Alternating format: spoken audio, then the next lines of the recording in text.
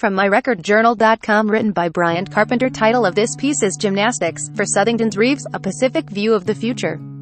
Southington. No matter what college brings for Southington gymnast Natalie Reeves, it is quite certain what it won't include. Snow days.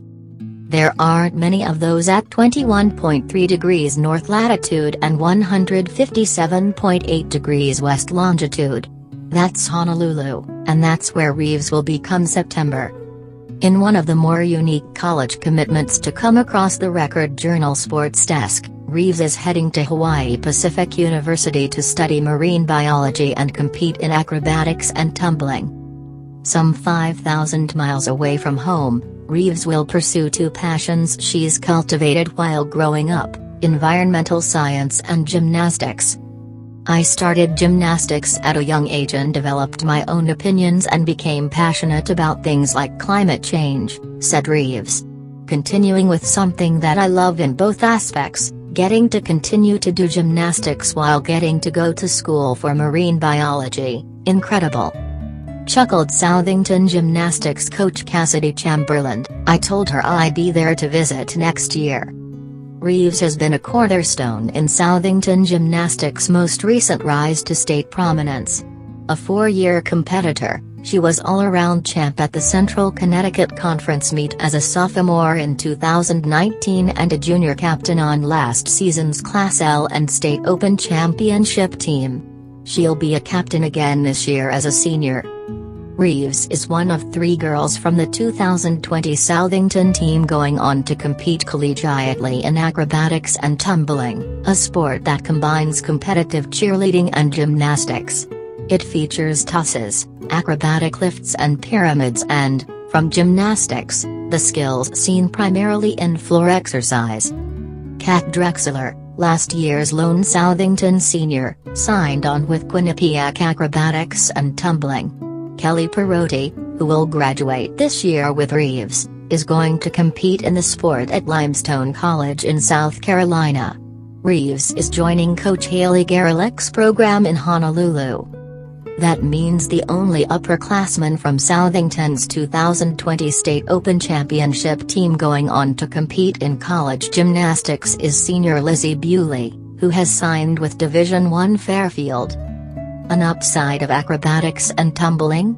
At a time when the academic load ratchets up, it keeps gymnasts active while sparing them the grind of college gymnastics.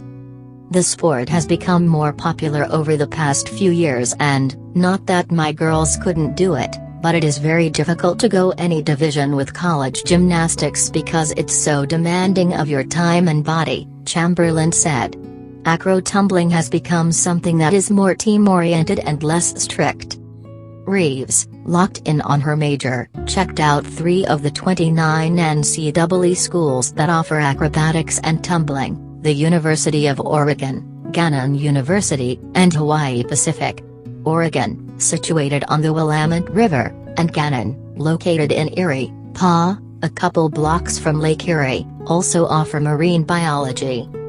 The range of schools for acrobatics and tumbling is so small, as is the range of schools for marine biology, Reeves noted.